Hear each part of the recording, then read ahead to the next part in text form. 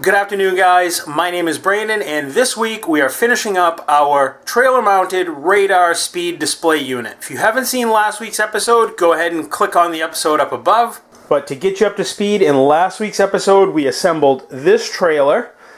We need to put on this sign onto this trailer, also along with that solar panel. We installed these jacks.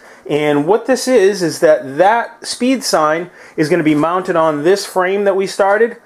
That's going to tip up, and it's going to record vehicle speeds as it approaches and then display the speed to the person. The reason this is on a trailer is so that it can be moved, and it's portable. It can be moved throughout the town so that if they have a speeding problem in an area with a lot of complaints, they can set this thing up and it will hopefully slow down the traveling motorists. One of the purposes of this, and I don't know if I explained it in the previous video, is that, especially when school starts up, the school zones, at least here in the United States in our area, they go from typically 25 down to 15 when there's buses and elementary school kids that are present. So one of the things that this agency does is they want to warn the motorists, especially just before school, that there is a slowdown time. You got to slow down when kids are present and buses are present. So what they'll do is they'll put this out.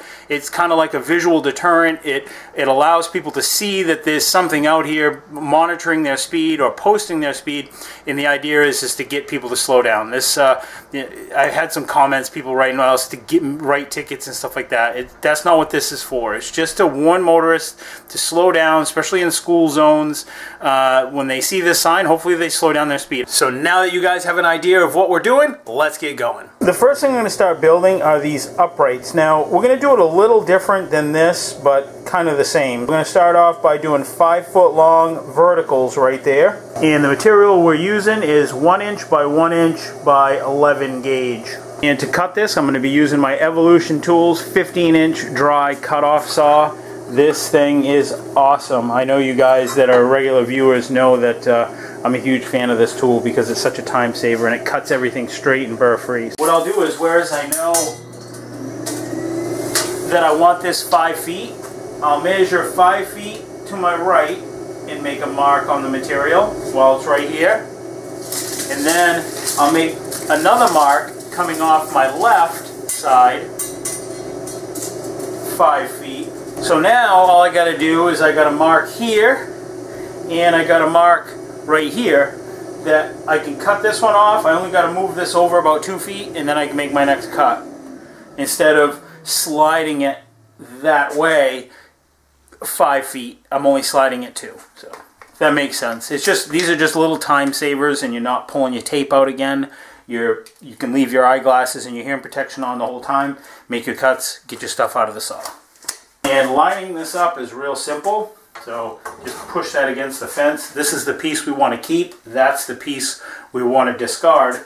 So we need to make sure that the piece that we're keeping, we're cutting on the right side of the line. So you can see right there, we're cutting on that side of the line. But if we slid it over to our left a little and the line was on that side of the blade, we'd actually be off the thickness of that blade, if that makes sense. So for that reason, it's important to know which side you're keeping and what side of the blade of the line you're cutting on. Then just cinch down your stock, give it a little turn, make sure you got your ear protection and eye protection on. This is loud. And make your cut, go into it nice and slow.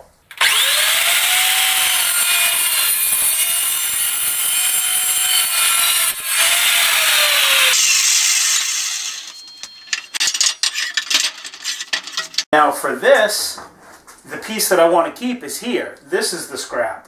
So I need to make sure that my line is visible on the left side of the blade. It's going to be just the opposite of what it was on our last cut. Once you get it where you want it, snug it up, go ahead and cut it. Now I also talked to you a few episodes ago on cutting it on the bias. I'll put a link to that video up above. That will save you a lot on your blade. And you can see that gives a nice burr-free cut. There's no heat in there, relatively no burrs. All we'd have to do is just to prep it a little bit, run a flap disc over the ends to have a place for the weld to go, and we'd be ready to rip. So now that I've got the verticals built, which are here, there's actually a piece that mounts to the back of this sign, and that's this piece right here. So these 4 little bolt holes or mounting points mount to those 4 points there. So this stays permanent to that sign, and this is the opposite side of that. It has a key. So I guess the thoughts behind this is you undo this. This would stay mounted directly and permanently to the trailer, but this piece that's bolted to the sign allows it to come off. So that way, if you've got to service this sign, you're not having to necessarily unbolt anything. You just turn the key and it somehow releases. I don't have the key, so I'm going to have to get the key from them to do this, but we can build all the pieces that we need right now without having that key. So the scrap that was left over from the verticals, I'm going to put a 1-foot piece here, and then a 1-foot piece here, and then we can attach our verticals to that, and then we can bolt this. So then that way it'll make a bolted connection to our permanent structure. So here's another little trick. I just roughly measured this out, and I saw that it was just a little bit under 24 inches. So rather than do the fractions, I just measured over 11 3/4, then I measured this way 11 3/4 and put a mark, and then now I know I got a permanent mark from here to here that's 11 3/4 on either side. Then I just ballparked right in the center. Just eyeballed a mark, put that in the center. I'll make that in the middle of my blade, and now I know both pieces will be exact. It's just one way of doing it without doing math to figure out what is exactly half. I'd say that's pretty good, guys. Check that out. That's just a quick way to find center of something. No charge for that tip.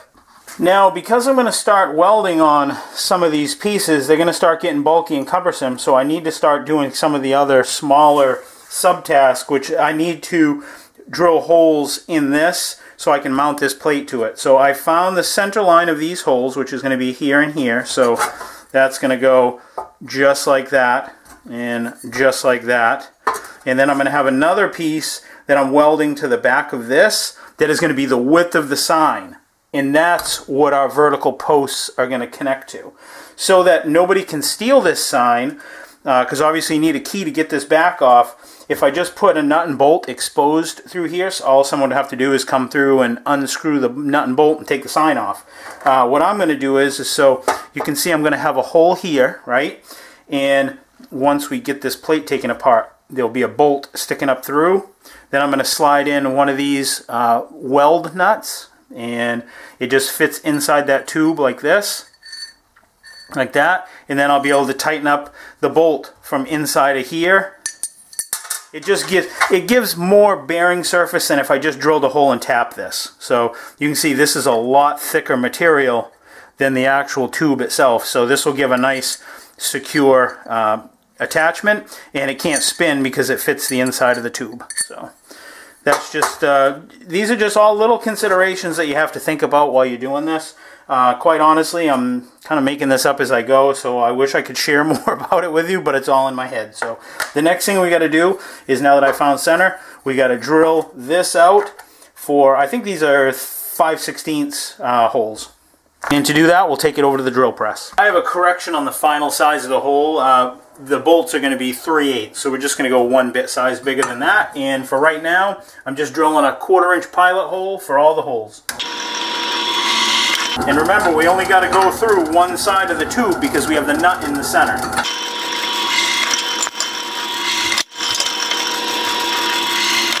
Yeah, now I got all my pilot holes. Now we're going to do our finish hole size. And the size of this bit is 1 size bigger than 3/8. It's 23/64.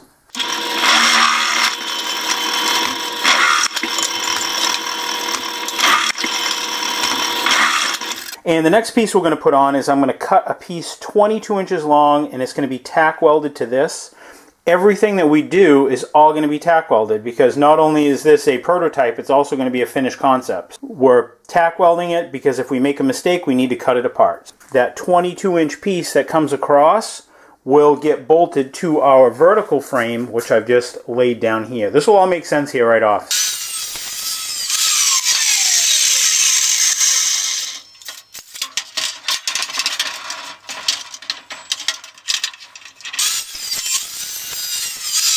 And here are the two we cut, so I just got to tack this to this. And to get you guys up to speed, I'm using the Hobart Handler 140. I'm using self-shielded 30 thousandths flux core wire.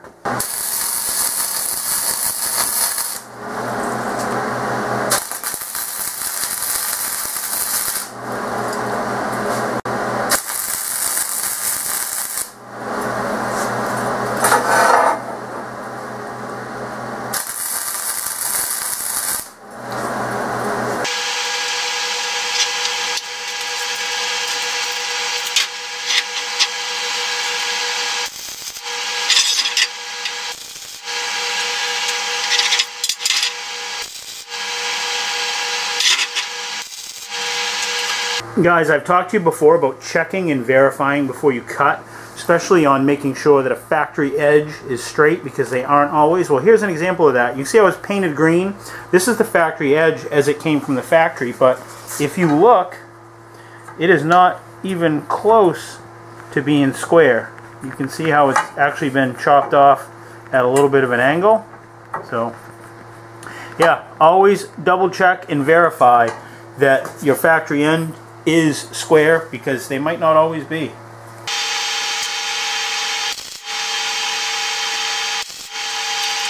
Now we got to weld on our second piece. So what we're going to do is, rather than try to measure this way off the edge of the tape to the center of the bolt holes, you can see how the end of the black end of the tape, it actually has some like slop in it. So what we're going to do is called burning an inch. So I'm going to hold the front on the left at 1 inch, and you can see coming over to the right, that's at 7. Now I just come over here, do the exact same thing, hold it at 1, and that's at 7. Now I can weld it. And we could bolt that to that white thing to this, but then you take the chance of getting welding spatter all over, and I just prefer not to do that.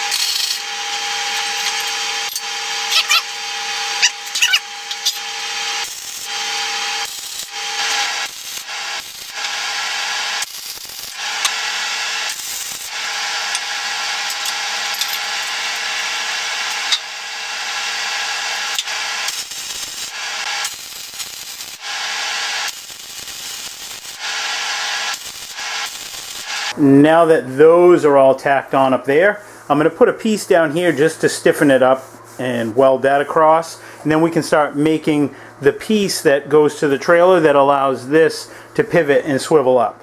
I'm feeling pretty confident that we won't have to really do much at all on the bottom, so I think I'm just going to weld the bottom up right here and take a chance. I think we'll be all set though.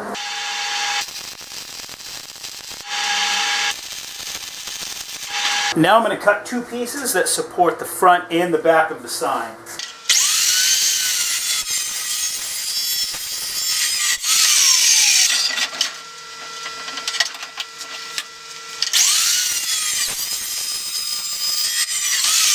And these next pieces that I'm cutting are going to hold that cross piece up off the trailer 8 inches.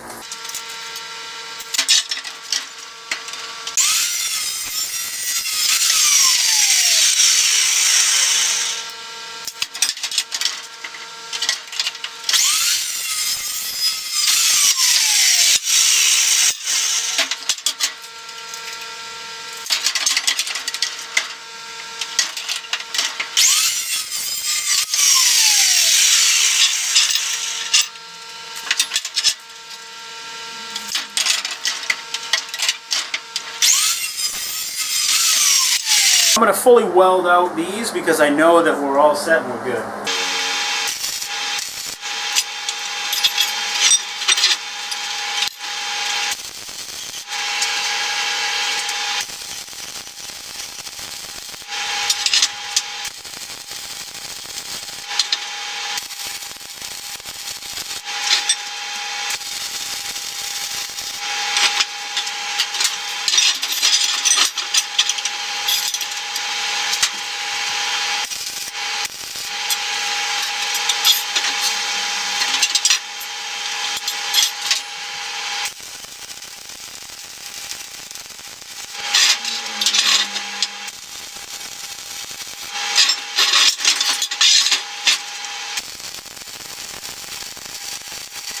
So the next thing we're going to do is we're going to mount this piece just like that, but to do it I'm going to make sure that everything is bolted on. I could weld it, but I want to bolt this onto the trailer, so we're going to do a little 1.5-inch piece of flat bar here. We'll probably extend it back to like here, and then once everything is all done, we'll put a little diagonal brace for stability. And what that's going to do is that's going to hold the front of that sign. So that's what we're going to work on next. Alright guys, I'm going to leave you with a little material purchasing tip. Okay, now I purchased this from a local big box store. It is 1.5 inch by 4 foot long by 3/16 thick flat bar. I paid almost $14 for this. I would strongly discourage you from going out and buying metal like this at a big box store. It's super expensive. For this same price, I probably could have gone out and bought a 20-foot piece of it, a full length, for around 14 bucks. So you are going to pay out the nose for the convenience of going to a big box store. But for me, my local metal yard is about an hour away, and time is money. So I went and bit the bullet, bought what I needed to get, and I paid for it out the other end. So your best bet is going to be to shop around, source out your local metal supplier, and get in with them. Call them, get prices, call around, and once you become a familiar face at your local metal distribution place, you're going to get better pricing. That's just how it works. So yeah, avoid the big box stores if you can.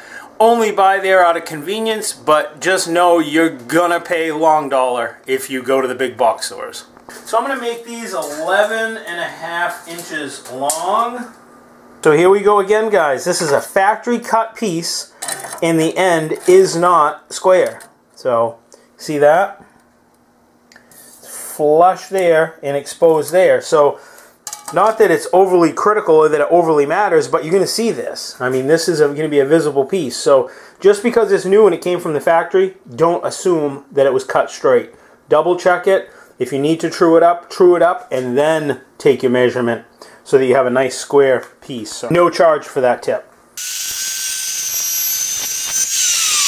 Now we know it's straight.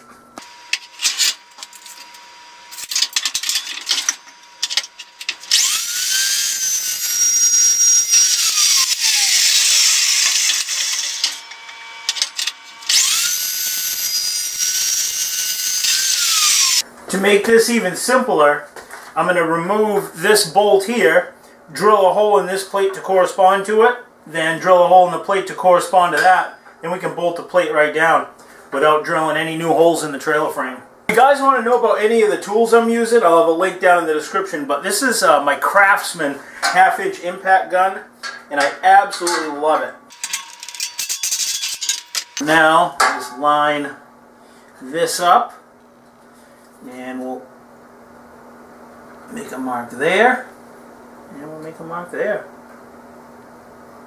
Now we just have to figure out what size drill bit, and I have a real sophisticated way to measure that.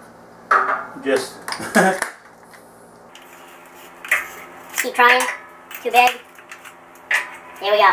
That's the size bit we need. So to speed things up, I've clamped both in a pair of vice grips to speed it up, and as always I've got a 1/4 inch pilot drill that we're going to run down through it, and then we'll do our final size.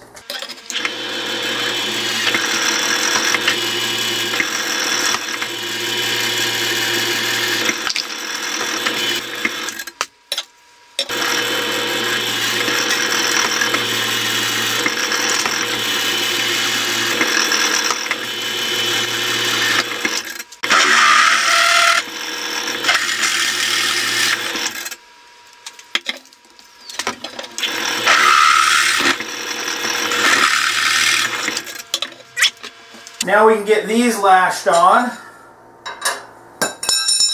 Oh yeah, just like that.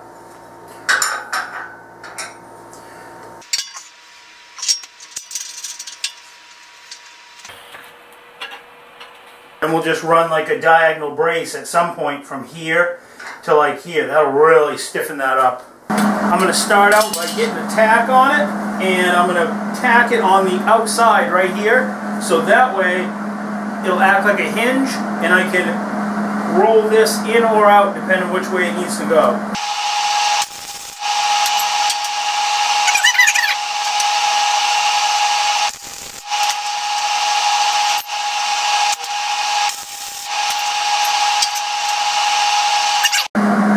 So it says this has to go that way, so I'm going to put a tack right here so I can hinge it.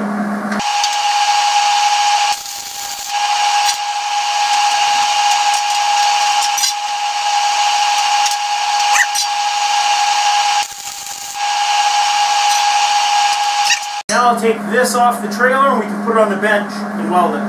What will happen if I don't take this off is we'll get spatter marks all over the trailer. See, kind of like that.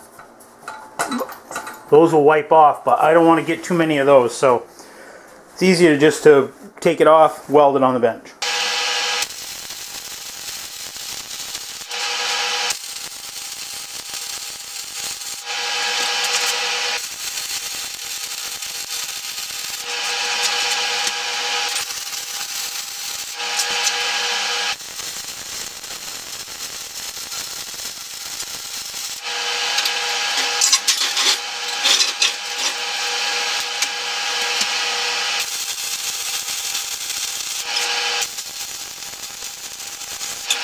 Now I'm going to cut some 45s that go down like that to help support that.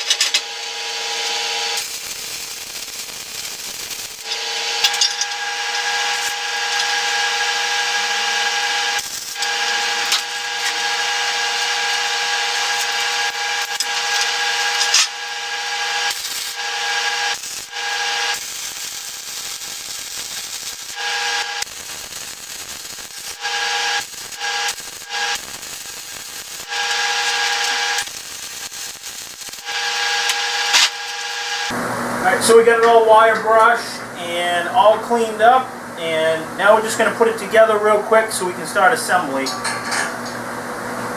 Continue on building this, then once we're all done we'll take it all apart, paint it up. So yeah, I think that is going to work pretty awesome. Now I just got to do the same thing to this back one. I'll do it off camera because it's the same thing that you just saw me do. Now here's a handy tool to have that doesn't cost a whole lot of money. I don't use it all the time, but when I need it, it's real valuable. So we said our drill bit size was 27/64. So this is a center punch kit, so we grab our 27/64 punch, then we come over here and we want to make sure that we put a hole right dead center of this, right? So we slide this down through like that, then give it a whack with a hammer, and that has made a center punch directly in the middle of that hole.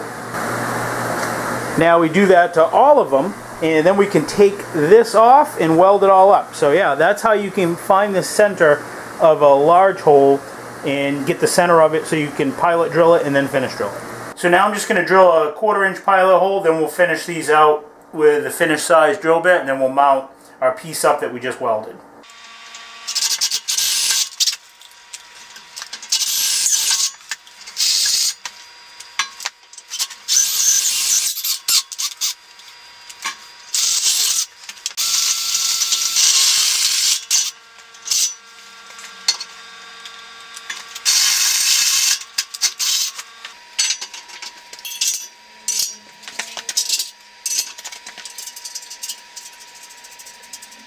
Now this piece will sit onto this,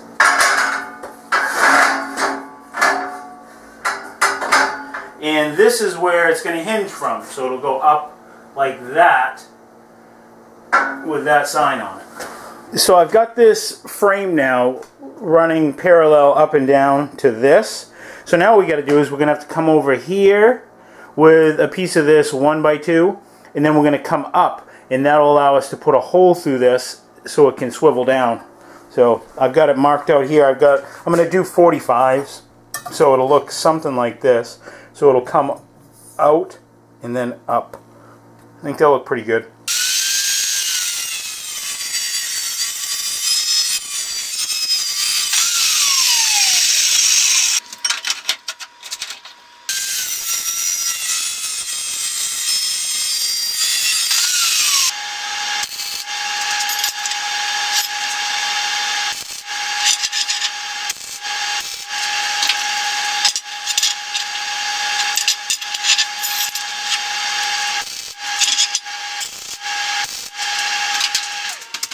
So let me show you what I've done. I've bored a 1/2 inch hole through this, and then I have a 1/2 inch OD sleeve, and a 3/8 bolt fits nicely around that sleeve.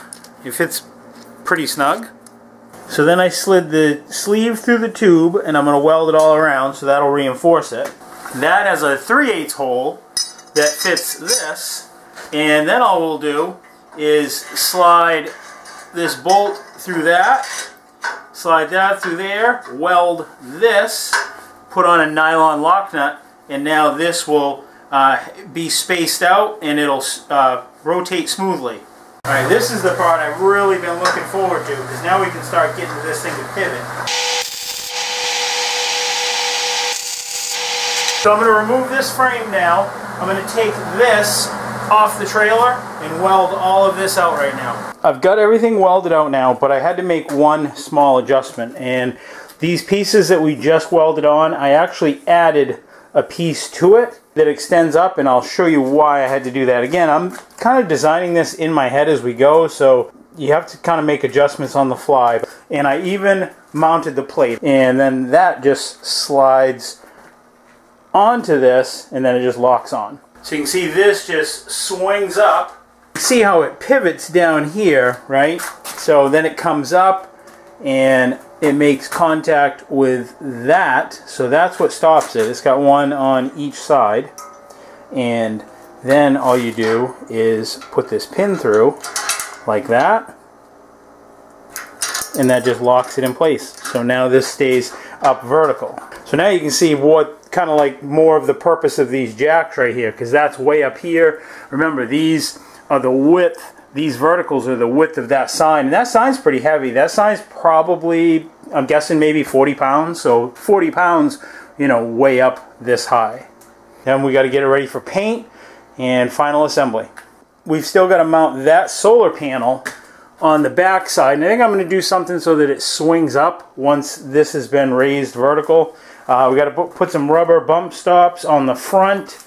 I'll probably drill and tap these so that when this is lowered down, it can rest on these. And we need to make a little tab so that we can put a pin through it to pin this down when it's being transported. But if you guys follow me on my social media pages, Facebook and Instagram, and even my YouTube story, you'll know that I pretty much spent the entire week putting a new roof on our workshop. So it's been a long week, and I didn't quite get as much done on this project as I wanted to get done. So be sure to tune in next week, and we're going to finish up all the little details, all the little fine aspects that make a product that looks from okay finished to something that appears as though it might have been manufactured or professionally done. Be sure to tune in next week, and we're going to finish this up. It's going to look awesome, and maybe we'll even try it out. Maybe try one of the bikes out, or one of the dirt bikes, and see how this thing works. So I want to thank you guys for watching. Thank you guys for tuning in. New videos every Friday. Until next week, guys, I will see you then. Take care. Stay safe.